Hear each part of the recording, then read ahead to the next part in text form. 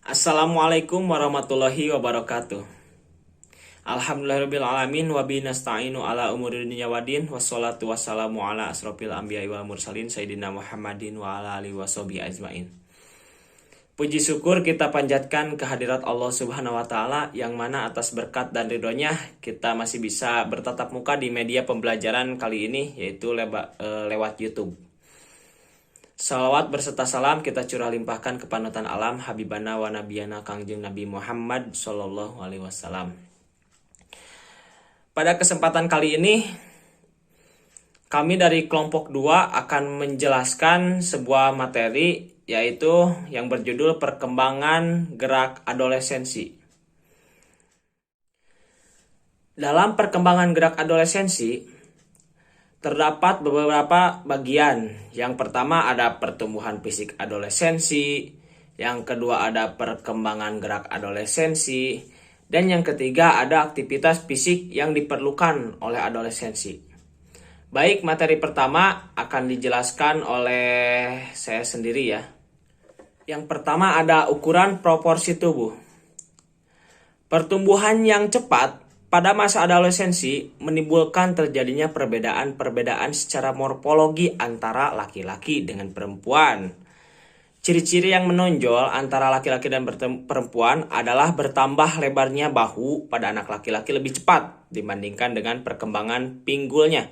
Sebaliknya, pada anak perempuan mengalami pertumbuhan yang cepat pada pelebaran pinggul dibandingkan dengan bahu. Perubahan fisik selama adolescensi menunjukkan beberapa indikasi dalam komposisi tubuh. Perubahan komposisi terutama bervariasi pada kegemukan dan kekurusan. Anak laki-laki meningkat ke arah berotot terutama pada anggota badan, sedangkan anak perempuan meningkatnya pada yang berlemak-lemak. Peningkatan tersebut untuk anak laki-laki berlangsung dengan cepat terutama menjelang dewasa, sedangkan untuk anak perempuan berlangsung secara bertahap. Perkembangan organ reproduksi anak perempuan mulai lebih awal dibandingkan anak laki-laki. Awal dari masa puber, anak laki-laki lebih sukar dikenali, biasanya ditandai dengan percepatan pertumbuhan kantung kemaluan atau sering disebut skrotum dan testis, serta mulai bertumbuhnya rambut kelamin dan juga pelebaran pangkal tenggorokan atau laring. Awal puber, perempuan ditandai dengan terjadinya menstruasi pertama dan didasarkan tanda-tanda seks sekunder seperti dimulai berkembangnya buah dada, tumbuhnya rambut kelamin, dan sebagainya. Usia mulainya menstruasi pertama berkisar antara umur 12-14 tahun. Peningkatan yang pesat pada anak perempuan berakhir antara usia 11-13,5 tahun dengan bertambah tinggi rata-rata 8 cm setiap tahun. Sedangkan pada anak laki-laki antara usia 13 sampai usia 16 tahun dengan pertambahan tinggi rata-rata 10 cm setiap tahun. Urutan pencapaian puncak pertumbuhan untuk anak laki-laki dimulai dengan panjang tungkai, kemudian panjang togok dan disusul dengan pelebaran panggul dan dada, pelebaran pundak, bahu, dan akhirnya pada penebalan dada. Perbedaan bentuk tubuh antara anak laki-laki dengan perempuan menjadi tampak jelas sesudah masa pubertas. Kedua jenis kelamin memiliki ukuran skeletal yang berbeda. Anak laki-laki menjadi seorang dewasa dengan tungkai dan lengan yang lebih panjang dan bahunya lebih lebar. Sedangkan pada wanita akan tampak lebih besar pinggulnya.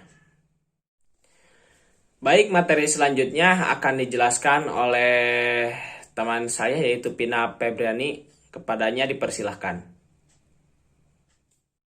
Pertumbuhan jaringan tubuh. Perubahan secara proporsional terjadi pada tulang otot dan jaringan lemak pada masa adolescensi. Pertumbuhan tulang dan otot sejalan dengan peningkatan tinggi dan berat badan. Sedangkan penurunan volume lemak lebih nampak pada anak laki-laki dibandingkan dengan perempuan. Pertumbuhan tulang dan otot sama, tetapi penurunan volume lemak tidak sama lamanya. Perbandingan antara otot dengan lemak untuk anak perempuan pada masa sebelum adolescensi agak tetap atau konsisten, yaitu 2,3:1 dan meningkat menjadi 2,4:1 pada masa sebelum adolescensi. Kemudian pada anak laki-laki, perbandingan antara otot dengan lemak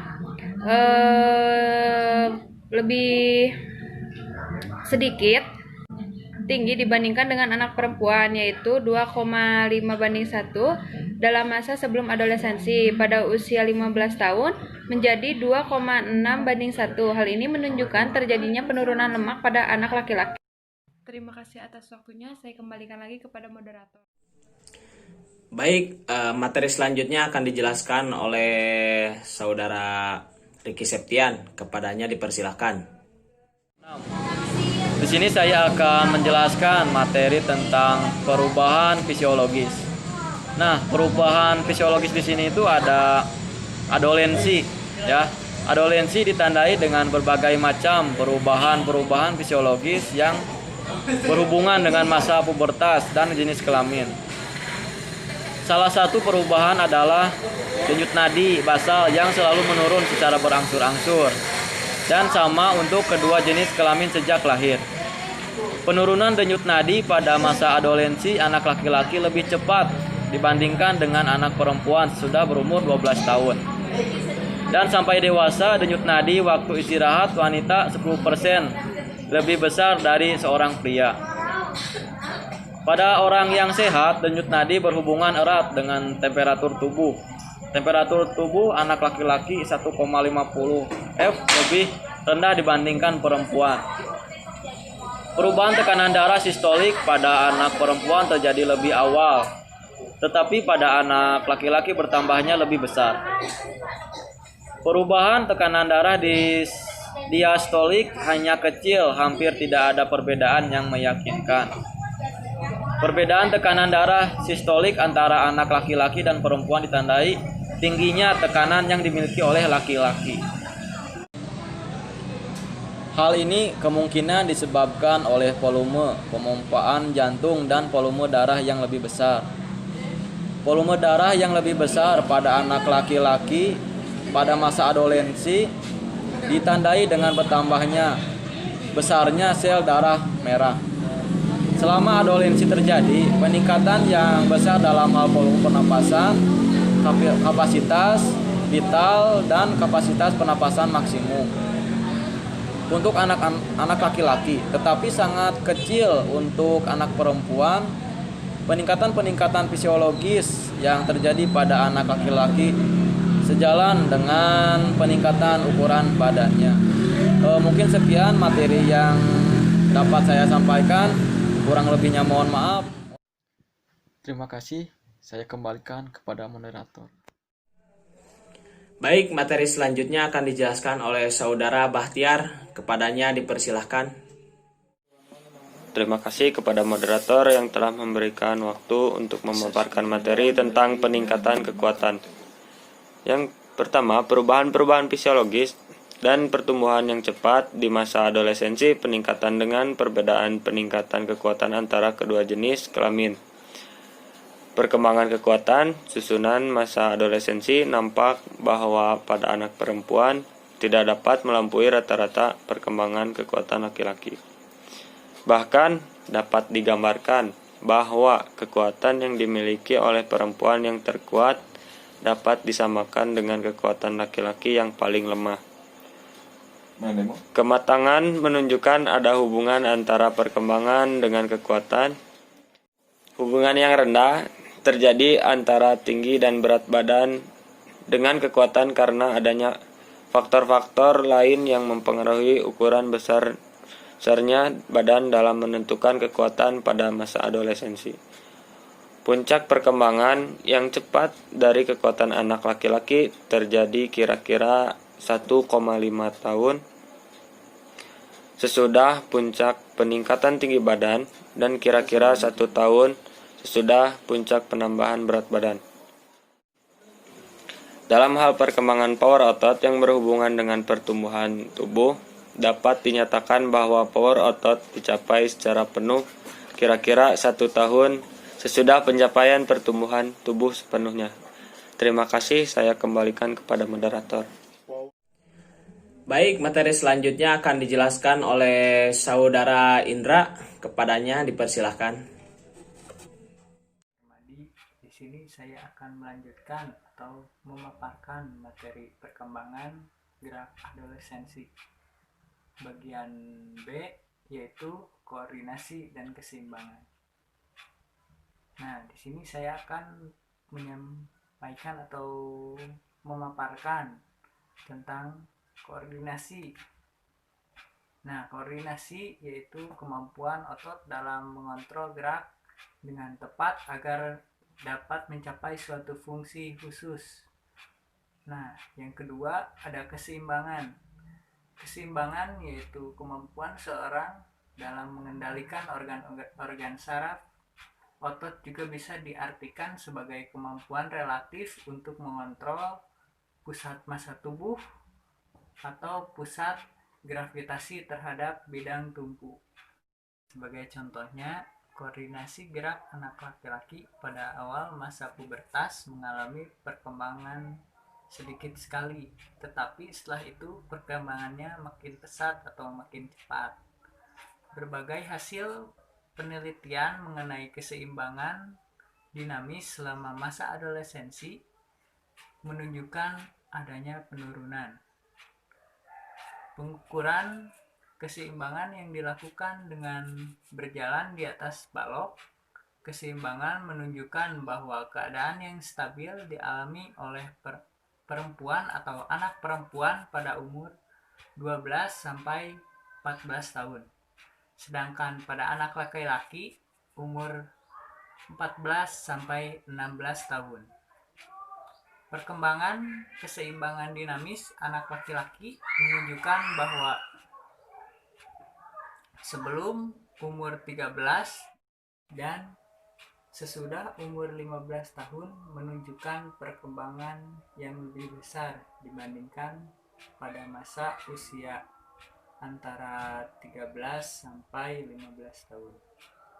Perubahan pesat yang terjadi pada masa adolescensi seperti ukuran fisik, kekuatan, dan proporsi tubuh berpengaruh terhadap pengaturan fungsi syaraf gerak yang berakibat menurunnya beberapa kemampuan gerak termasuk keseimbangan.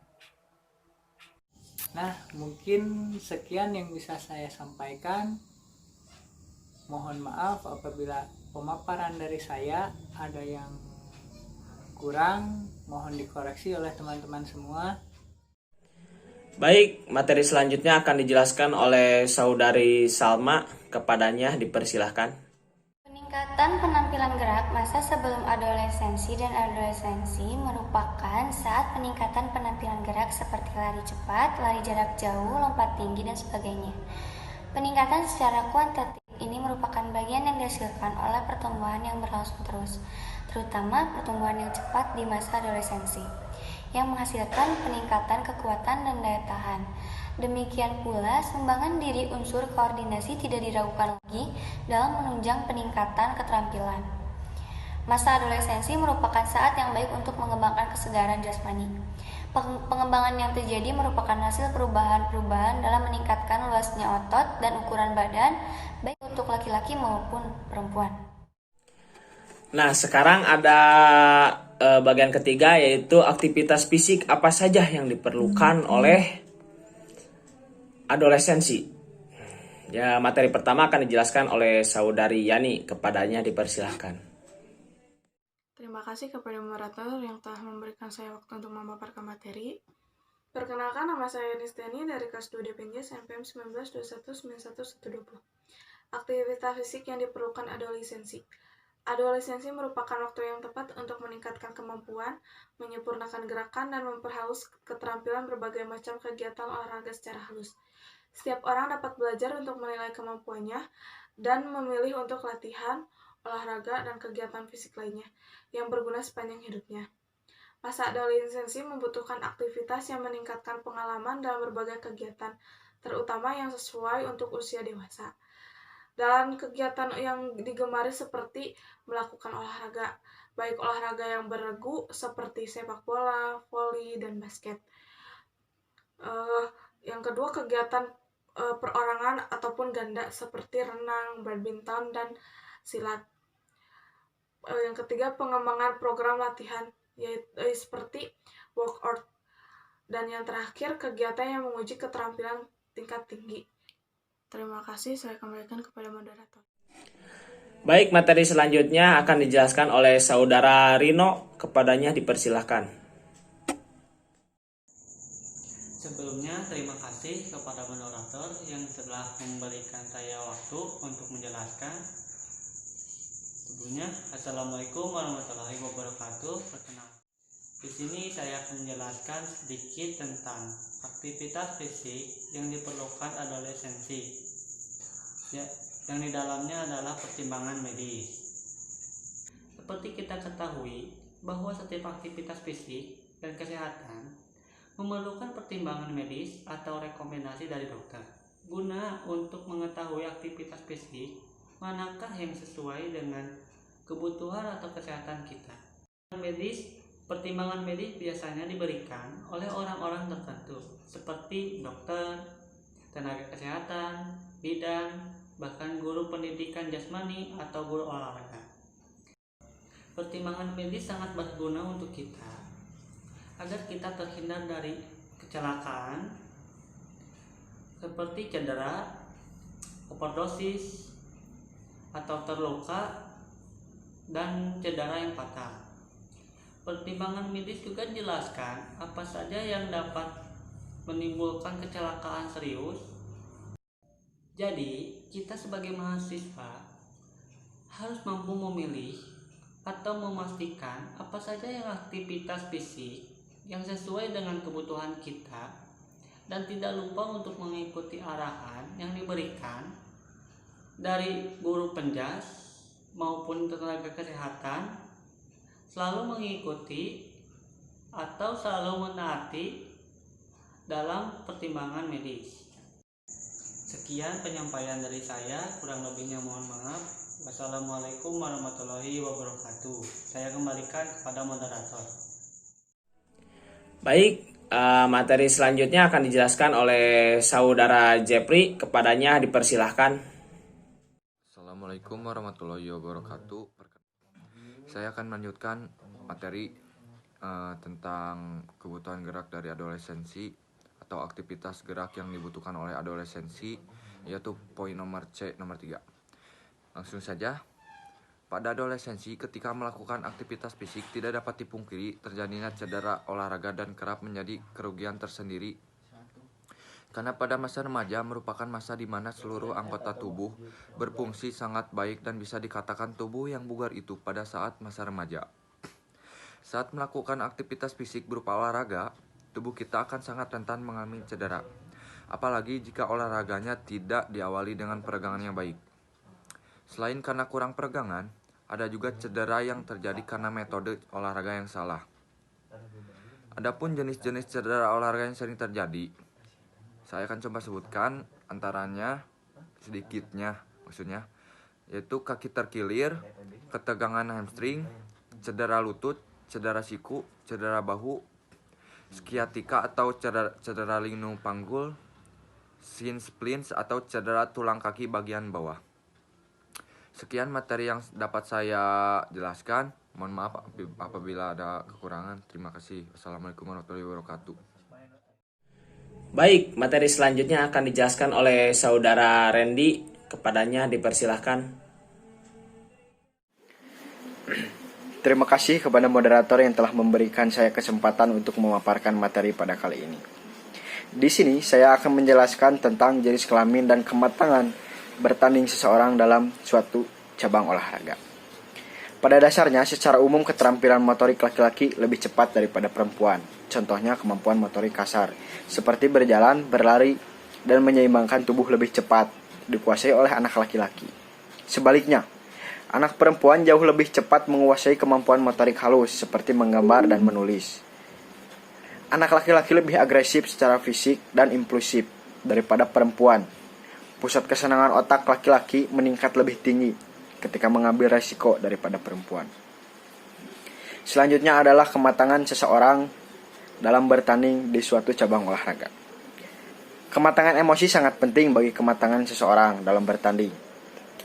Seperti Katkovsky dan Gorlow menyebutkan bahwa kematangan emosi adalah proses di mana kepribadian secara terus-menerus berusaha untuk mencapai keadaan emosi yang sehat dan baik secara intrafisik maupun interpersonal.